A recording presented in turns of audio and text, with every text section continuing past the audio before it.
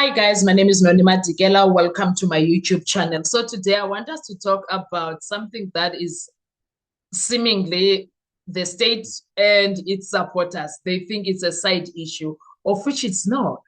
It's not a side issue because it is in between the entire situation of the investigation. It can't be a side issue. It ties everything together. Gwabini, the phantom firearm, Section 204, abuse, and Judge Ratta's rescue that backfired. Let's talk about it. Let's break it down fast. Let's stop pretending that it is a side issue. The so-called unlicensed firearm case against Gwabini is not a loose thread. It's a live grenade sitting in the middle of the state's case. Whether they like it or not, it is what it is. Because once you ask the basic legal questions, the entire narrative collapses. Where is the gun? Where is the SEP 13 entry? Where is the ballistic report? Where is the evidence register? Where is the docket number that was ever enrolled in court? Numalo was like, I want all of these things, my lord. And you don't just open an unlicensed firearm case in South Africa and then boom, forget about the firearm. It doesn't happen that way. You can't. That is how, that is not how policing works. A police station, you can't. No, that is not how ballistic reports work. That is not how the science laboratory aquaceps works. No, that's not how it is.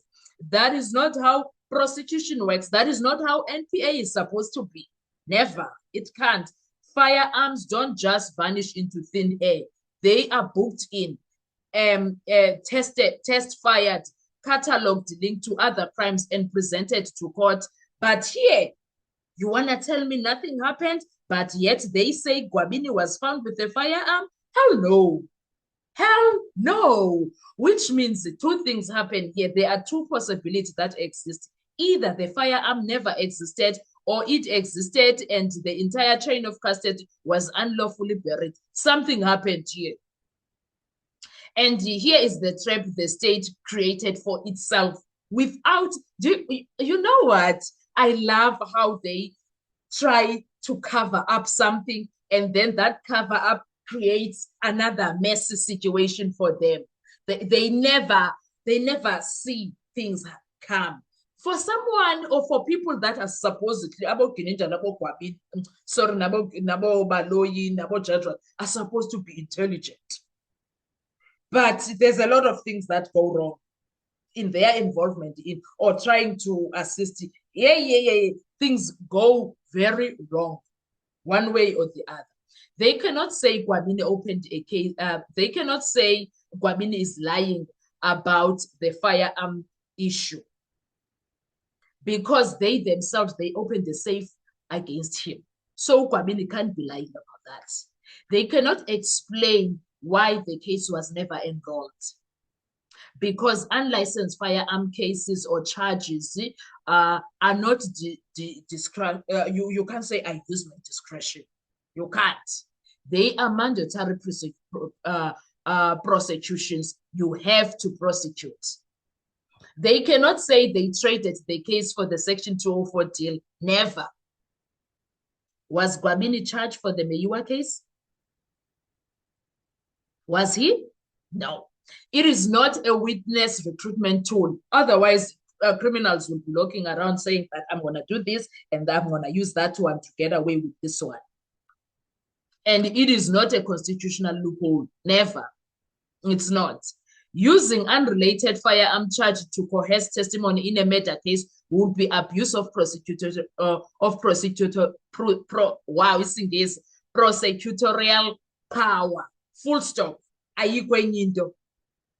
So now, every possible explanation makes things worse, whether they like it or not. And this is where Judge Ratta enters the picture. He tried. Every time he steps in to rescue the state, he doesn't fix the problem. He deepens the record of irregularity. That's what he does. I don't know if someone needs to tell him, please, someone tell my Lord to stop it now, because every time he tries to rescue, things go terribly wrong. They go way too wrong than they need to. He is lending judicial credibility to things that don't exist on paper. He is trying to patch procedural holes that cannot be fixed after the fact. And he is tying his own credibility to the narrative that will not survive appeal or inquiry or proper cross-examination. Nix. The more he shields them, the more dangerous this case becomes institutionally. Because this isn't just about Gwabini anymore. This is about the credibility of SAPS, the integrity of their investigation for the Senzo Meyiwa matter, the lawfulness of witness handling, and the abuse of Section 204. And once one fake or mishandled case is exposed, everything connected to that witness collapses. And that is why even the state knows they don't want to go back to that court and explain this firearm issue. No, they don't want to talk about it. They never spoke about it while they were on the stand talking non-stop about Dinenda, about Mukhola, Boingenje. They never spoke about Gwabini's arrest for a reason. They did not, because the moment they try to do, they will have to answer the one question they can't escape. How do you open a case of a fire? How do you open a case of an unlicensed firearm? And nothing happens to it.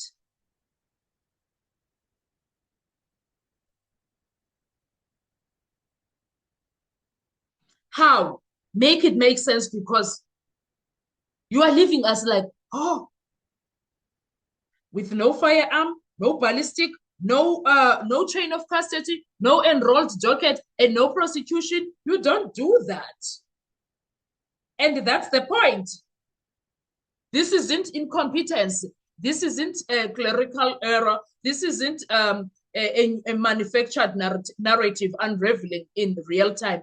And every so-called rescue that Judge Ratta tries, it is just pushing it deeper into the deep end. There is nothing that he can do to save them. It's so bad. The entire situation is bad. And I doubt even if they think they can try, I doubt they want to come back to court and come and try and explain away things that they never spoke about. Because now, expose is putting them under scrutiny, high-level scrutiny. Because now even their superiors, they have to intervene and tell us, what is this? How does this happen? The entire cold case unit smells ukuvalwa or them being removed. How can they fumble a high-profile case like this? But they are dealing with a new cold case unit in our country. How can they fumble a big case like this? Why, Dinenda? You fumbled this, guys. You really did. Sure. And there's absolutely nothing that you can do. You are exposed to the core. If this case does not end, Ikaria, Dinenda, Kamukhola, Kamukhane, and whoever else is involved in that, Kamudau, whoever is in that cold case unit and was involved, whose name came out in this Senzo Meyiwa matter, I don't know. No, I don't know that. I absolutely don't know that. But this is bad. Oh, this is bad. Horrible. You can't tell me anything else. This is bad, guys. This is bad policing. And it is so irritating, such that these people, they wanted us to think that we are imagining things. They wanted us to think that we are being emotional. They wanted us to think we are misreading things or misreading the law. No, we are not. We are on the money with our questions and everything, especially with the Guabini fire issue. That alone is enough to destabilize the state case and embarrass multiple institutions. And yes, every rescue attempt is making it worse. And to you, my people, you take a breath today because you are seeing the system cracks in real time. That's ugly, slow, and it's exhausting. And it's not meaningless. What we are seeing as a country is not something meaningless. It is something that is happening on real time.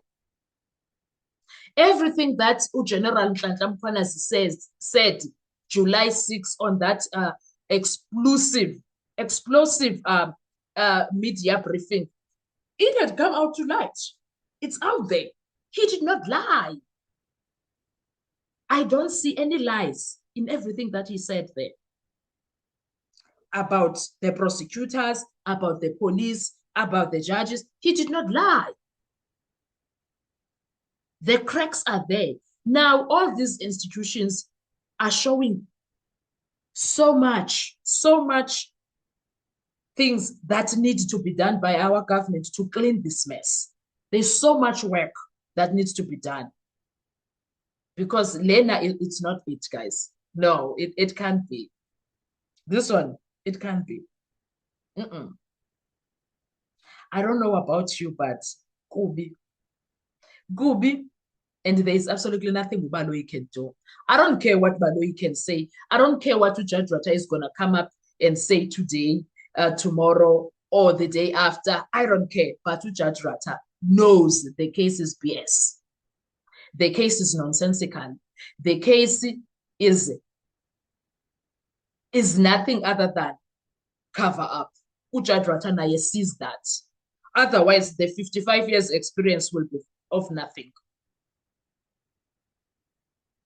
In this case, it doesn't need lawyers to see what something is very off here. We are not lawyers. We know nothing about the law, but we can see. If us people without experience of being in the law fraternity, then it means them, it's supposed to be embarrassing. It's supposed to be a pain in the butt for them. NPA, why is NPA quiet? Why is NPA not doing anything about this case? I hope the news boss, when he's starting the 1st of February, this better be his first assignment. The case better be his first assignment because there is no way. Absolutely no way, guys. This, I get it. Oh, never, guys. Never. We can't accept this as a country. We absolutely cannot. Guys, let's talk in the comment section. I want to hear your views. What do you think about this entire mess? Let's have a discussion there. Tell me your ideas. Tell me your thoughts. Let's bring this to life. What is the way forward? What can be done? What did you notice? I want to hear from you. Thank you so much. I will see you on our next video. Bye-bye.